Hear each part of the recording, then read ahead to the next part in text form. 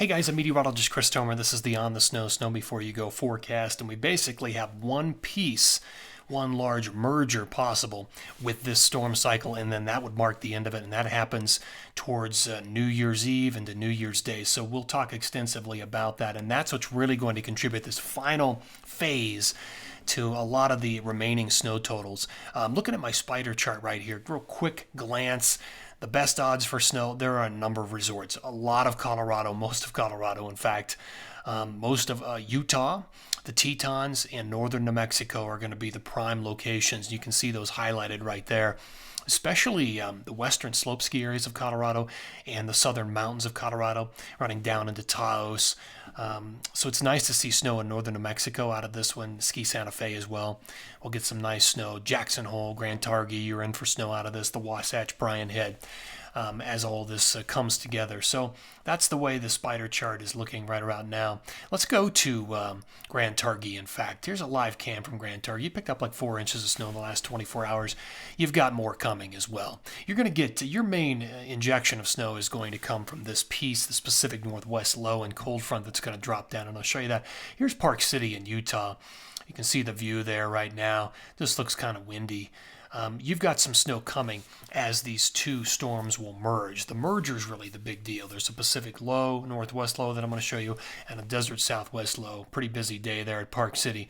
Very busy day here in Crested Butte in Colorado. I mean, that's a crowd for Crested Butte, and they're reporting another 8 inches of snow overnight. So now we're at almost 70 inches in the last 6 days. I'm forecasting at least another 30, 28 to 30. So that's going to put us close to, if not at, 100 inches for this, the grand total for this storm cycle, and that puts you in a top 3 position for the biggest storm cycles in some of the recorded history there. The last one I remember was Bury the Butte. That was in 2017, January. Of course, 2019 had a huge cycle as well. But this is amazing snow. Wolf Creek is in the same boat. I mean, you're at about 70 inches for this storm cycle, and we're going to add potentially another 40 to that. So you could end up being the big winner, having some of the biggest totals in all of Colorado. Let me show you how all this is going to play out. So there's a little low kind of sliding through Colorado right now, but this is a low to watch here. You can see the spin.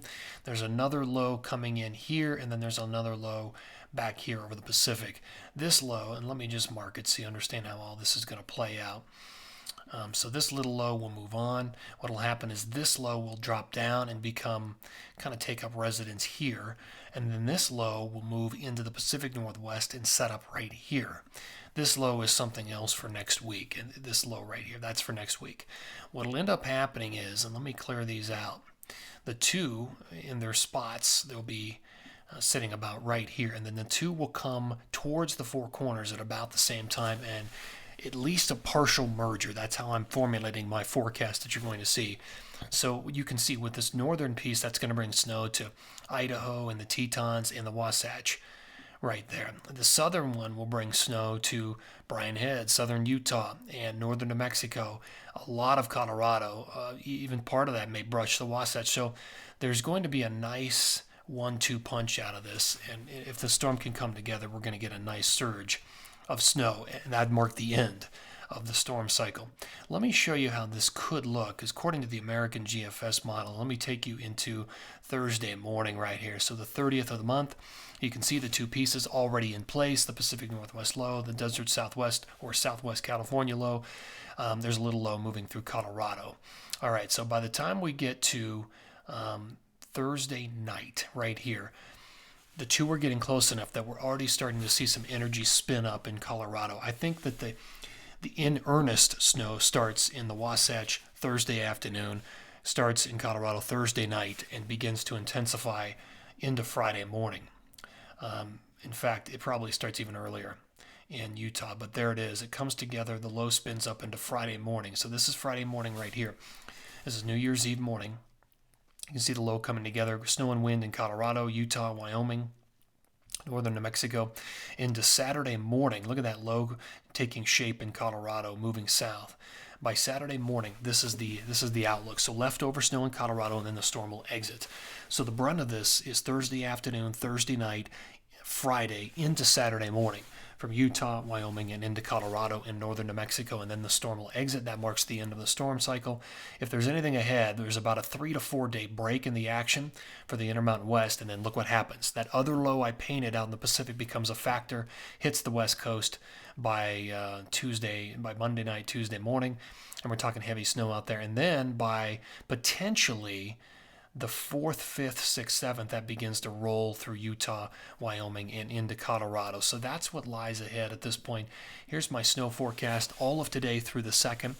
1 to 2 feet over a large part of Colorado, heavier western slope ski areas into the San Juans. Look at Wolf Creek, look at Silverton, Crested Butte, Aspen Snowmass continues to be the bullseye locations in Colorado. Good snow, though, through Ski Santa Fe up to Taos, 1 to 2 feet there, and 1 to 2 feet across the Wasatch down to Bryan Head and up into the Tetons. So that's the phase that'll carry us through New Year's. Let me show you my forecast beyond this, from the 3rd through the 7th. So again, there's a little bit of a break. We're going to get a little bit of a high pressure ridge across the Intermountain West, and the snow you see here across Colorado, Wyoming, Utah does not come in until probably 5, 6, 7, somewhere in there.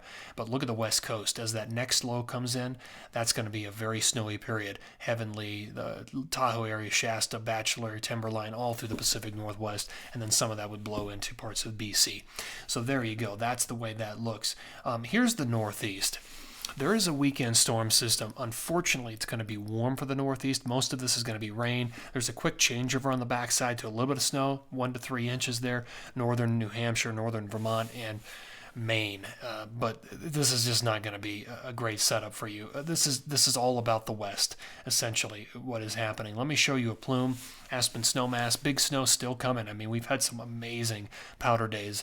Aspen Snowmass, and there's more to come. Look at this, between 30, 31, and 1. Big time snow accumulation, potentially another 28 inches on the way. So that is just really, really exciting stuff. Okay, well, that does it.